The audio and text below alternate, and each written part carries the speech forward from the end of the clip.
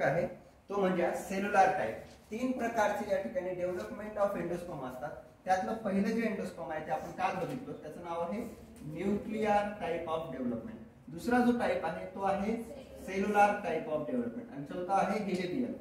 हे आहे ठीक आहे. त्यातलं आपलं पहिलं झालेलं आहे न्यूक्लियर. त्याच्यामध्ये आपण कोकोनट एक एक्झाम्पल बघलो.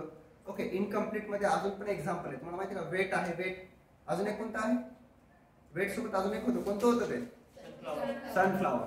आणि आपण कोकोनटला व्यवस्थितपणे बघलो.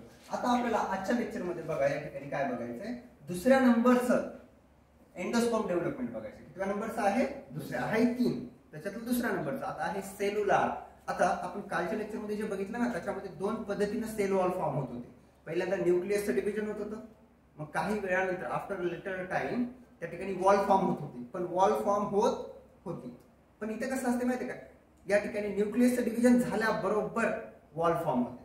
बघा, in some plants division of triploid, कोणतं 3N ना, ट्रिप्लॉइड प्रायमरी एंडोस्पर्म न्यूक्लियस, म्हणजे 3N जे आहे ना आपलं, कोण आहे प्रायमरी एंडोस्पर्म न्यूक्लियस, ह्याचं जर काय झालं डिव्हिजन झालं, okay, immediately it is followed by the, immediately म्हणजे लगेच न्यूक्लियसचं डिव्हिजन झालं की लगेच काय होते, वॉल फॉर्म होते. वॉल फॉर्मला काय म्हणतात माहिती का, सायटोजेनेसिस किंवा सायटो माहिती ना, सायटो म्हणजे सेल वॉल, सायटो म्हणजे सेल म्हणतात, सिंपलच्या बाजूला असते ती सेल वॉल असते. न्यूक्लियसला आपण कार्डियन, ओके, कॅरियॉन जे काय आहे त्याचं डिव्हिजन झालं काय होतं लगेच सायटोजेनेसिस म्हणजे वॉल फॉर्मेशन होते. So that the endosperm is the cellular right from the beginning and it is mostly observed in a 72 families of the dicot member. Dicot म्हणजे द्विदलीय वनस्पती जे असतात ना, जसे की आपले शेंगदाणे आहेत, वटाणे आहेत, फुटाणे आहेत ना, ते सगळ्यामध्ये द्विदलीय आहेत.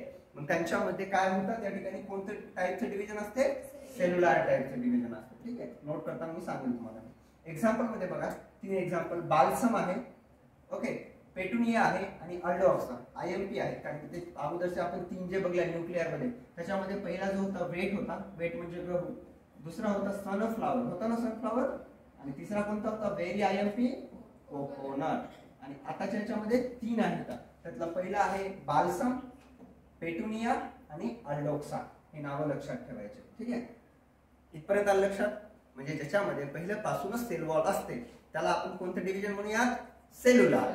ओके, त्यानंतर तिसरा अतिशय महत्वाचा तो म्हणजे हेलोबियल. कोणता आहे, helobial. It occurs in a order of helobiales of the monocotyledons. तेवढं लक्षात ठेवू नका, फक्त एवढं लक्षात ठेवा की हेलोबियल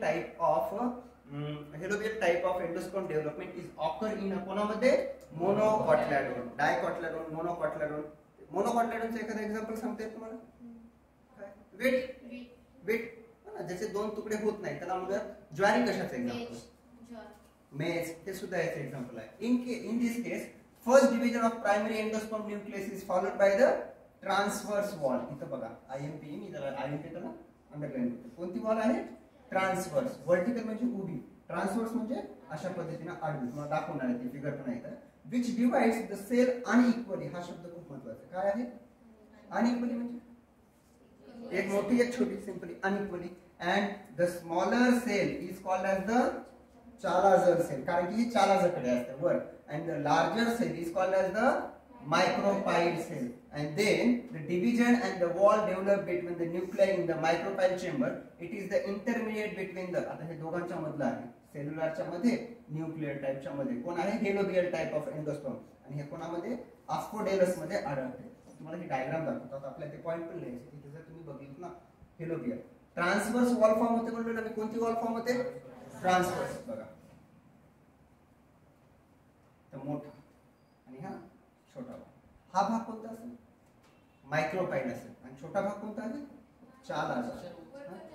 असं नसते, एक गोष्ट लक्षात ठेवा. ही जे दिसाले ना, तू आता इथे नाव दिले का कुठं नाही. मग आपण इमॅजिन करायचं बाबा, जो मोठा भाग जो असतो ना, बिगर साईज, त्याला कोणतं नाव दिले, मायक्रोपाईल. बिगर साईज, बिगर सेलला काय नाव दिलं आपण आताच, मायक्रोपाईल. आणि छोट्या सेलला नाव काय दिलं, इथे कोणती छोटी सेल कोणती आहे. म्हणजे तुम्ही एकच डोक्यात घेतलं, मी तेच सांगितलं तुम्हाला. प्रत्येक वेळेस सारखंच नसते, आपल्याला समजून घ्यावं लागतं की बाबा ही स्मॉल सेल आहे म्हणजे हे कोणते एंड आहे, चालाझा. आणि वरचं कोण एंड आहे. आता इथे एंड असं काय दाखवलं का तुम्हाला, एम्ब्रियो साइट दिले का, होलचं स्ट्रक्चर दिले का, नाही, फक्त तुम्हाला सेल म्हणून ओळखायचं असेल तर तुम्हाला त्या गोष्टी माहित पाहिजे. समजलं? ठीक आहे. आणि या दोघांमध्ये कोणती वॉल फॉर्म आली? ट्रान्सवर्स वॉल फॉर्म आली. आणि हे दोन गोष्टी डिवाइड झाल्या म्हणून याला कोणतं म्हणायचं? हेलोरियल type of the endosperm development. आलं लक्षात? चला आपण फटफट काय करूया तिथं नोट डाऊन करूयात आणि पुढे जाऊया. चालेल का? ठीक आहे. चला हेडिंग टाका.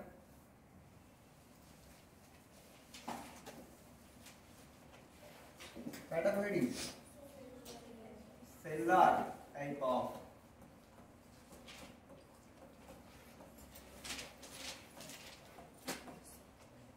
कोणत्या टाइपचा आहे मुलांनो? Cellular type. म्हणजे याच्यामध्ये डायरेक्ट वॉल फॉर्म होते का? ऑलरेडी होणार आहे. तर काय होणार आहे? वॉल ऑलरेडी फॉर्म होणार आहे. This type of development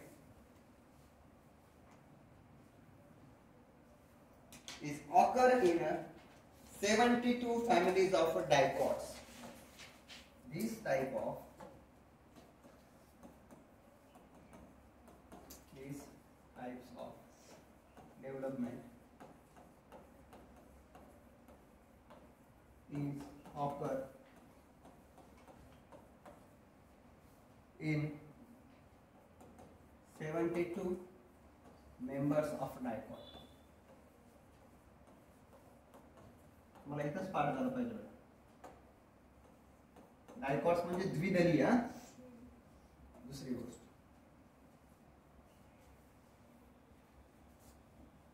division of triploid primary endosperm. In this division of triploid primary endosperm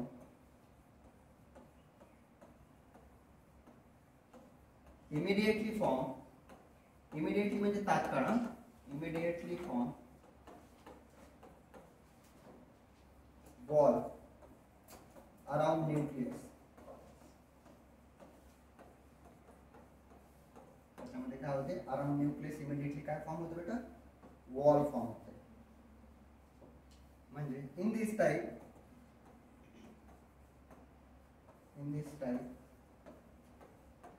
wall formation is at a beginning. बरोबर आहे ना? हे कुठं सुरुवातीपासून आहे? is at from beginning. सुरुवातीपासूनच वॉल फॉर्म झालेली आहे. बिगिनिंग म्हणजे सुरुवात. Beginning of a division. कोणाचं डिव्हिजन आहे? एंडोस्पर्मचं आहे. लक्षात ठेवा. हे सगळं चाललंय एंडोस्पर्मचं. अजून एम्ब्रियोचं नाहीये. एंडोस्पर्मचं. Some example: balsam, petunia, aldoxa. That is the aldoxa examples.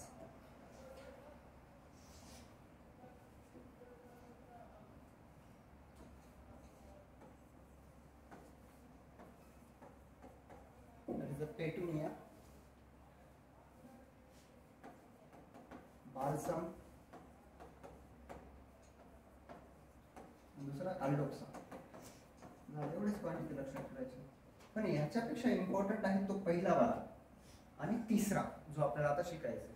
मग वही आलं नाही कुठे? इकडे आवड आहे. नाही दिसला तर सोया ना. त्याने जाऊन वया असतात. पुन्हा म्हणून लिहून घे. डन. समजले? किती टाइप मध्ये होतात? म्हणजे कोणकोणत्या डायकॉट्स मध्ये होतात? किती मेंबर्स? 72. कोणाला सांगतायत का? सेल्युलर ह्याच्यामध्ये न्यूक्लियर किती जणांमध्ये होते? 161. ओके. चला याची एक डायग्राम आहे. ती डायग्राम इथं जस्ट तुम्ही कॉपी पेस्ट करतो. ठीक आहे. कोणती वाली? ही डायग्राम. लक्ष द्या. इथं जर तुम्ही बघला सेल्युलर आहे ना इथं पहिल्यांदा. ही आहे सेल्युलर. तुम्हाला रिलेटेड डायग्राम बघायची आहे. ड्रॉ सुद्धा करायची आहे. Cellular type of development of embryo. Embryo नाही, endosperm. Okay. Directly wall form आले. बघला नाही का?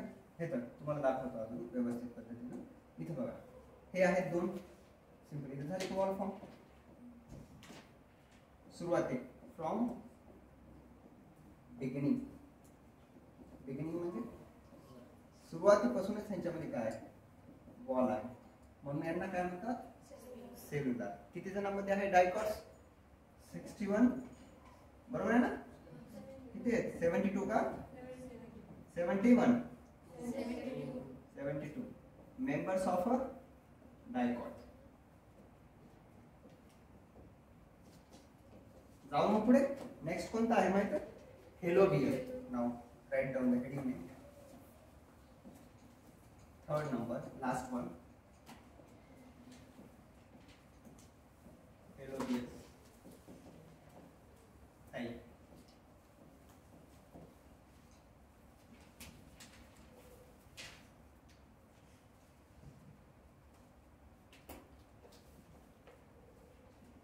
डायग्राम काढून घ्यायची. हे डायग्राम सहित पाहिजे.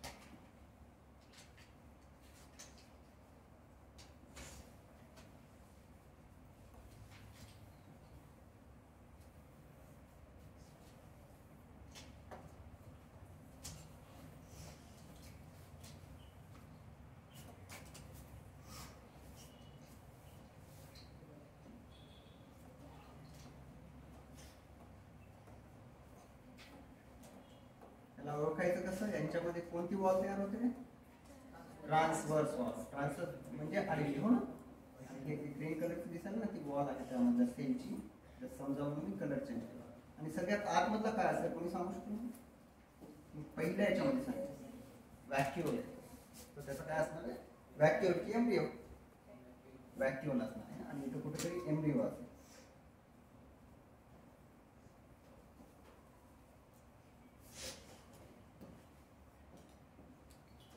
बाकी हा सगळा काय आहे?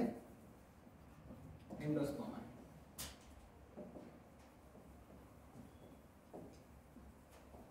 सगळ्यात महत्त्वाचं characteristics, there is a formation of a transverse wall.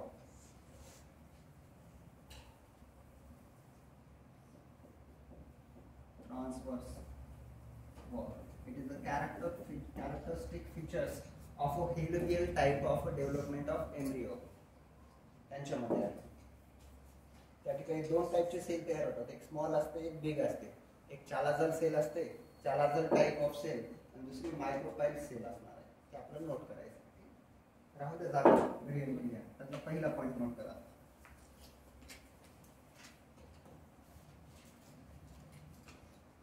It occurs in a monocotyledons. Some monocotyledons. It occurs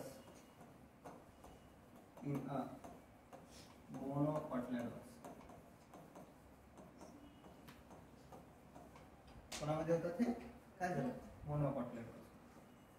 दुसरा पॉइंट नोट करा लवकर लवकर. First division of primary endosperm is followed by first division of primary endosperm. Primary म्हणजे आठवतं ना तुम्हाला? PM वाला तेच. Primary endosperm is followed by formation of a transverse wall. First division of primary endosperm is followed by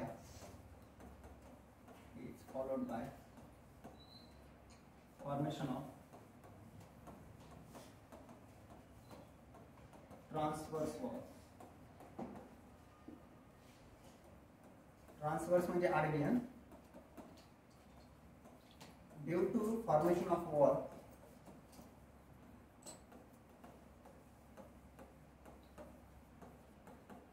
two cells are formed. Two cells formed. कौन कौन थे? Chalazal cell है, that is chalazal cell and micropyle cell.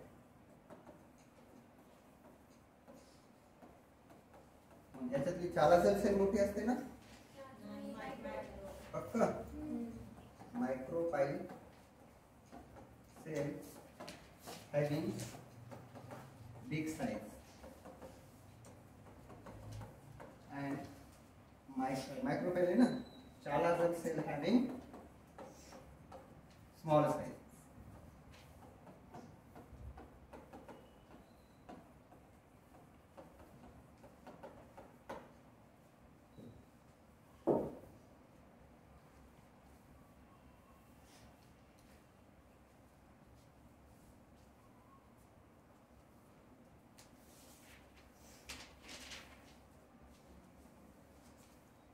अगोदर आपण बघलं नाही की transverse टाइपची या ठिकाणी वॉल फॉर्म होते, पण आता आपल्याला समजलं की ट्रान्सवर्स टाइपची पण वॉल फॉर्म होते. पण कोणत्या टाइप मध्ये फॉर्म होते? हेलोबियल. दोन अतिशय महत्त्वाचे, हेलोबियल आणि न्यूक्लियर. ओके, त्या गोष्टी लक्षात ठेवायचे. म्हणजे जर तुम्हाला विचारलं मी या ठिकाणी ही कोणती वॉल, हे कोणती सेल आहे आणि ही कोणती सेल आहे? ही कोणती वरची आहे? मायक्रोपाइल. आणि ही आहे सेल. गुड. काय डाऊट कोणाला?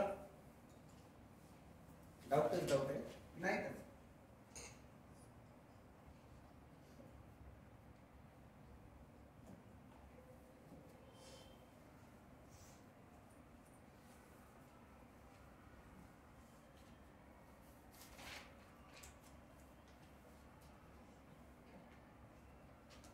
पुढचा पॉइंट ऍड करायचा आहे तो म्हणजे it is the intermediate type of endosperm development. दोघांच्या आत मधला आहे. दोघांच्या मधला म्हणजे कसं? एक नंबरचा कोणता होता? न्यूक्लियर. दुसऱ्या नंबरचा कोणता होता? या दोघांच्या आतमध्ये कोण येते? हा तिसरा वाला, म्हणून ते नोट करायचं. पाचवा point, it is intermediate type of endosperm development.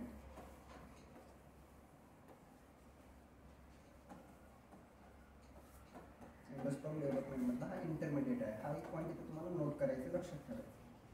बस आता एक शेवटचा पॉइंट त्याच्यामध्ये याचं एक्झाम्पल नोट केलं की झालं. एकच एक्झाम्पल याचं बघायचं आपल्याला, दॅट इज द ऑस्फोडेलस. एक्झाम्पल ऑस्फोडेलस.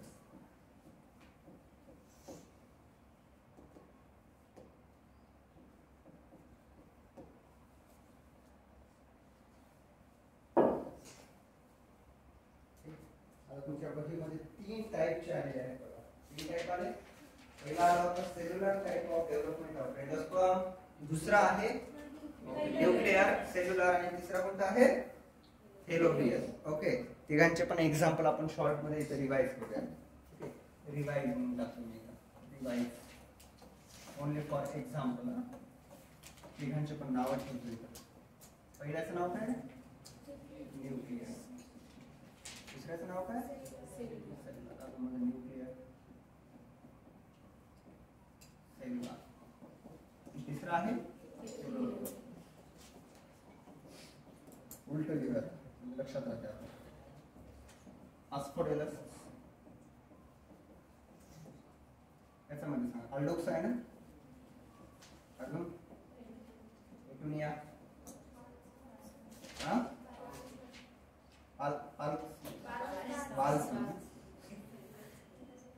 हे फेवरेट आपले. Red sunflower. हे सनफ्लॉवर खायला डोकं दुखते म्हणून याला शिकवलं आपण, दुखते तुमच्याकडून. त्याच्यानंतर काय? कोकोनट खायला डोकं कमी होते का? खरं? मला माहित नाही. डन. आले एक्झाम्पल लक्षात? कोणाला काय डाऊट नाही? एंडोस्पर्म समजलेत ना? खूप महत्वाचे बरं एंडोस्पर्म. आणि एंडोस्पर्म कसे असतात? तीन असतात, ट्रिप्लॉइड असतात. असं करू नका. किती असतात ते? ट्रिप्लॉइड असतात. Okay, that is the development of endosperm. आता दुसरी हेडिंग काय असेल? एम्ब्रियो. सिक्वेन्स मला समजलंय का? खूप गोष्टी आपण शिकत आलो तिथपर्यंत. आज घरी गेली की अख्खा टॉपिक वाचायचा, जिथपर्यंत शिकवलंय तेवढा. ठीक आहे, तेव्हा तुम्हाला ते समजणार. नाहीतर मी इथंच वाचन घेतो.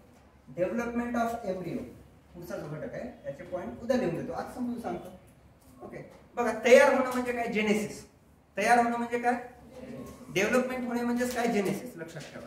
मग एम्ब्रियो तयार झाले ना, एम्ब्रियो डेव्हलप झालाय म्हणून त्याला म्हणायचं एम्ब्रियोजेनेसिस. बघा इथं आहे the process of development of zygote into the embryo. मला मी ऑलरेडी सांगितलं पहिले गॅमेट्स असतात, गॅमेट पासून फ्युजन होते, फ्युजन काय तयार होतो, झायगोट तयार होतो, झायगोट पासून काय तयार होते, एम्ब्रियो तयार.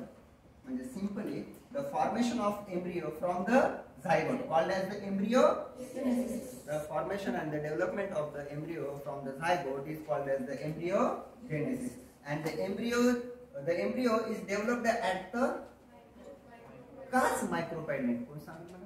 कारण की जी एक सेल होती ना, एक सेल आपण स्ट्रक्चर बघलं होतं, ती एक सेल कोणत्या एंडला होती, मायक्रोपायलेंट. म्हणून दुसरं वाक्य बघा, the development of embryo is at which end, micropylar end. त्याचं कारण जरी विचारलं, कारण की एक सेल जी होती ना, सिंग्यानी झाली होती, ती कुठे झाली होती, मायक्रोपायलेंटला. म्हणून त्याला कोणत्या रिजनला त्या ठिकाणी एम्ब्रियो तयार होतो, मायक्रोपायलेंट. आणि त्याला कोणते एंड म्हणतात, एम्ब्रियो सॅक. आपला एम्ब्रियो सॅक होता, या ठिकाणचं जे एंड आहे त्यालाच म्हणतात micropylar end. And the growth of the embryo, आता या ठिकाणी ग्रोथ झाली कोणाची, एम्ब्रियो.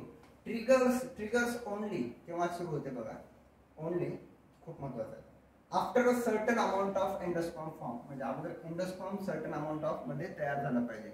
आता बघले ना, अगोदर कोणती डेव्हलपमेंट झाली होती, एंडोस्पर्म. पुरेपूर अमाऊंट मध्ये अन्न स्टोअर झालं. सिग्निफिकन्स मध्ये आपण बघलं होतं, parent stores invest food in the form of fruit. आपण बघले होतं ना त्या ठिकाणी. कसं काय, डबल फर्टिलायझेशन किंवा अँजिओस्पर्मचं एक्झाम्पल आहे.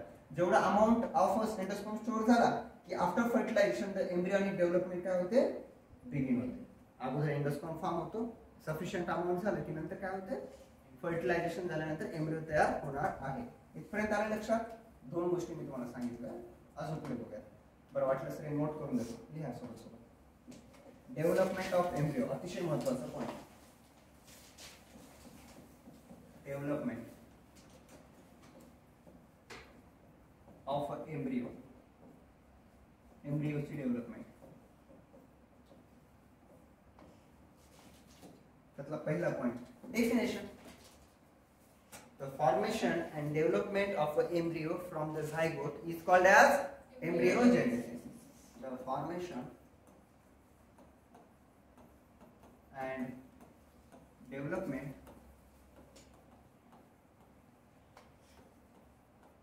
of embryo from zygote is called as dash. ले लिया तुम, लिया ना. दूसरा पॉइंट,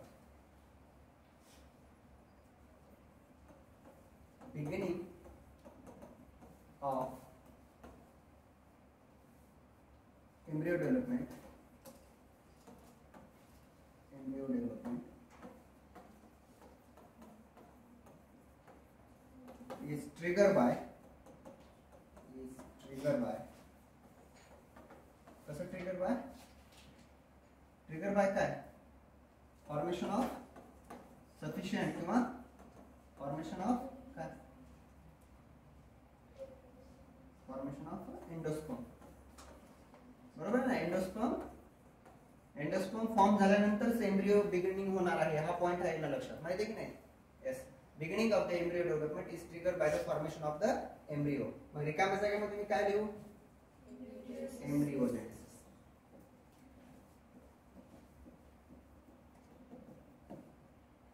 रिकाम्या जागेमध्ये आपण लिहिलं एम्ब्रियोजेनेसिस. झायगोट पासून एम्ब्रियो तयार झालाय, त्यालाच आपण एम्ब्रियोजेनेसिस म्हणतो. अजून एक पॉइंट राहिला, कोणी सांगा मला. Embryo is develop at a micropyle end of the embryo site. Now right.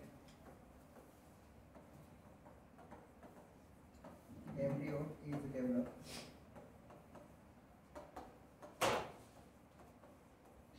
at a micropyle end of embryo cell.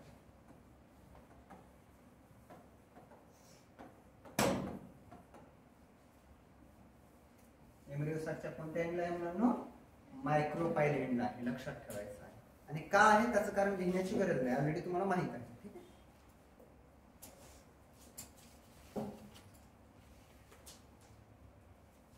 जेवढं शिकवलं तेवढं वाचा, कारण की आता जो पुढचा जो पॉईंट आहे ना तो पॉईंट उद्याच्या लेक्चरमध्ये बघायचा, कारण की त्याच्यामध्ये आपल्याला प्रो एम्ब्रिओ काय असतो, काय काय एम्ब्रिओचे टाइप्स आहेत, त्या गोष्टी आपल्याला उद्याच्या लेक्चरमध्ये बघायच्या.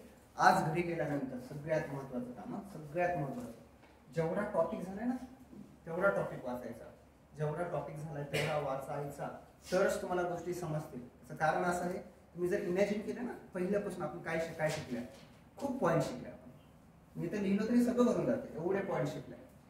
म्हणून ते रिवाईज करणं तुमचं काम आहे. आणि तुम्हाला एक गोष्ट सांगतो, माणूस असं एका झटक्यामध्ये हुशार नाही ना, त्याला हळूहळू करत एक एक धडा, एक एक पान, एक एक वाक्य पाठ करत करत एक टाइम असा येतो आपल्याला सगळ्या गोष्टी माहीत राहतात. तुम्हाला पहिल्या दिवशी जेव्हा आल्या होत्या तेव्हा जर मी विचारलं असतं की बघा मायक्रोपॅलियन काय असतं, मला सांगता येते का? आता असं वाटते की काय विचारलं बच्चों का खेळ आहे, मायक्रोपॅलियन विचारतात, चाला झालं एंड विचारतात, असले क्वेश्चन नाही, थोडं वेगळं. याचं कारण काय माहिती का, तुम्ही जे आज तारीख आहे 23 तारीख, 22 दिवस झाले आपली बॅच चालू आहे. मी 2 दिवस झाले शिकवलं, म्हणजे 2 दिवस शिकवलं नसतं, संडेचा आणि कालचा एक परवाचा, तर 20 दिवस झाले शिकवायला. प्रत्येक गोष्ट तुम्हाला समजा आहे आणि टाइम द्यायचा स्वतःला की अभ्यास करायचा. त्याचं कारण सांगतोय, आत्ता जर अभ्यास केला ना, आत्तापासून या महिन्यापासून, आता 1 तारीखपासून जॉईन केला किंवा आजपासून जॉईन करणार, त्याचा फायदा तुम्हाला आज 1 वर्षानं होणार आहे. आणि खरं सांगतोय, मी ऑल सिलेबस घेणार आहे, हर एक पॉईंट माझ्याकडे फिजिक्स आणि बायो आहे ना, त्याच्यातला एक ना एक पॉईंट मी शिकवणार आहे. मी हॉनेस्ट राहणार आहोत, तुम्ही ठरवायचं आपल्याला शिकायचं की नाही. म्हणजे माझं काम त्या नदीसारखं आहे, आपलं काम करत आपलं आपण वाहत जायचं. ज्याला तहान लागली त्याने येणार, पिणार जाणार, आणि ज्याला तहान लागलं नाही, ज्याला पियायचंच नाही, ते माणूस तसाच राहणार. समजायला, कारण की ह्या गोष्टी तुम्हाला कुठंच नाही भेटणार आहेत, कुठंच. त्याचं कारण सांगतो, हे शिकवणं जॉब नाही आहे. आणि तुम्हाला सांगू का, माझ्याकडे खूप उपाय आहेत टीचिंगचे, जसे की फॉर एक्झाम्पल स्लाइड्स लावायचे आणि तुम्हाला घरी जाऊन काय म्हणू शकतो, write it, but I am writing all the points from beginning. म्हणजे फुल स्टॉप जर तुम्ही लिहिलाय ना, तुम्ही पण लिहिलाय, म्हणजे माझी मेहनत दिसत नाही तुम्हाला, तुम्हाला करावं लागणार. त्याचा फायदा 100% होते. ज्याला इंग्लिश वाचता येते ना, त्यानं जरी माझा क्लास केला व्यवस्थित, त्याला सुद्धा समजेल की बाबा अरे हा हे आहे काहीतरी.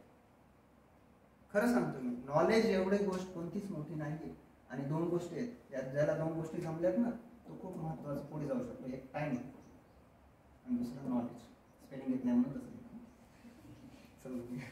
ह्या 2 गोष्टीचं तुम्ही मध्ये केलं ना, आता तुमचं वय आता 12वीला चाललं ना, 12वी 12th हे अभ्यासातच गेली पाहिजे. तुम्ही जर म्हटलं नाही करायचं, कारण की 12वी एवढा प्रिशियस इयर आहे ना तुमचं. खरं सांगतोय, याच्यात अभ्यास जर झाला ना, माणूस एवढा पुढे जाऊ शकतो. कारण की जे आता आजकाल कसं झाले लेकरांचं, त्यांनी अभ्यास करणार चालले हाच शब्द वापरतो. पण तुम्ही जर केलं ना, 100% पुढे जाणार. आणि जर केलं नाही ना, तर मग अवघड आहे. मला एक छोटीशी गोष्ट सांगतो, तुम्हाला ते एकलव्याची गोष्ट माहिती आहे? एकलव्याचे ऋषी कोण असतात, म्हणजे त्यांच्या गुरुचं नाव द्रोणाचार्य. एकलव्य द्रोणाचार्याची गोष्ट, द्रोणाचार्य एकलव्यांना शिकवतात का? येस और नो? नाही शिकवत. पण द्रोणाचार्य एकलव्य का शिकते? त्यांना गुरुची एक मूर्ती तयार करते द्रोणाचार्याची, आणि त्यांच्याकडून विद्या करते. म्हणजे मला हे सांगायचं आहे, मला विद्या घ्यायची असेल ना, तर गुरु लागणारच आहे. मला म्हणा पुस्तकाला म्हणा, माझी अशी नाही इच्छा, गुरु लागणार आहे, तेव्हाच माणूस पुढे जाणार. मी आपल्या इथं असा प्लॅटफॉर्म तयार केला की बाबा अभ्यास अभ्यास अभ्यास, आणि ते जर केलं ना 100% लिहून देतो. 1 वर्षानं तुम्ही स्वतःमध्येच म्हणशाल की हा यार मी केलो अभ्यास, मला यायला त्या गोष्टी. ठीक आहे. आता कसं आहे, काय शिक्षकांना काय वाटतं, लेकर टॉपरच गटाव, माझी अशी इच्छा नाही करत. आणि तुम्ही जर नोटीस केलं ना, मी कोणालाच हेवा देवा करत नाही की नाही आता नंदिनी खूप हुशार आहे, तिला विचारावं, असं काहीच नाही. मी कोणाला अल्टिमेटली मी विचारतो, अरे जगदीश सांग, अरे हे ना सांग, त्यांना सांग. त्याच्यामुळे काय होतं माहिती का, तुमच्यात ती डेव्हलपमेंट होते. यू जेनेसिस, जसं एम्ब्रिओ जेनेसिस असते ना, तसं स्टुडंट डेव्हलप होते त्याच्या नॉलेजमध्ये. अरे हा मी पण पुढे जाऊन करू शकतो, मला पण हे पाठ होते, हे काय लय अवघड आहे का, समजा. म्हणून अभ्यास करायचा. आणि ज्याला अभ्यास करायचा नाही, मी शपथ सांगतो, त्याला माझ्या तोंडावर म्हणायचं की सर मी येईना, आय डोंट केअर, भाई ती हवा साथ हवं म्हणल्यासारखं आला घे ना, आपल्याला नाही. आपलं एकच गोष्ट लक्षात ठेवायचं, आणि जो टिकल ना लिहून देतो, ज्यांना टिकल त्यांना खूप पुढे जाईल. ओके, थांबूया बायोच्या लेक्चरमध्ये. थोड्या वेळाने आपलं आहे फिजिक्स.